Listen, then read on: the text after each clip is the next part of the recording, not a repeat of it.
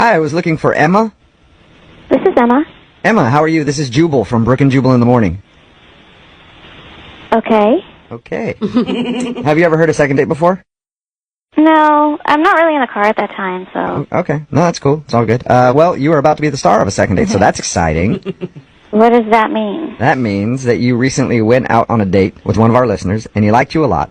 So he wanted me to call you, see if I could get you on the phone, and ask why you've been blowing him off since you guys went out. Okay, who told you that? His name is Dave. Oh. You know Dave. You used to work with Dave. We've talked to him, and he's a very nice guy. But he's just curious if he did something wrong on your date, and that's why you've been kind of blowing him off, giving him the busy excuse. He's a really nice guy, but, I really didn't even know we were going out on a date. Oh, did you think it was a friendship thing?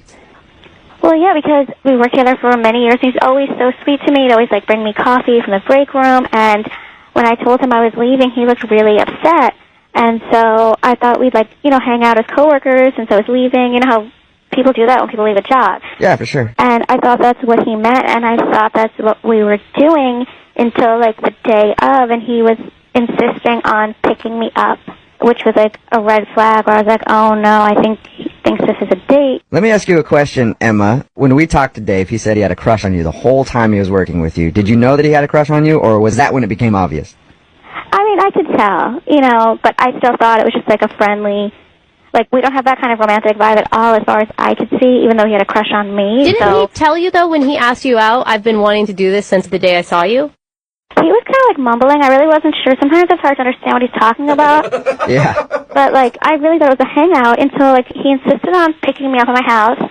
And then he showed up with, a dozen red roses. Aww. And so I was like, oh, no, he definitely thought it was a date. Still could have been a work hangout at that point. I give all of my coworkers roses all the time. Jose loves it. So at that point you knew it was more than just a coworker hangout. 100% knew. Okay. Again, he is a really sweet person, and he was actually the nicest to me at my job out of anyone for the whole time I worked there. He sounds like a really nice guy. Yeah, he does. We've talked to him a little bit about your date, that you don't think it should have been a date, but did you enjoy it?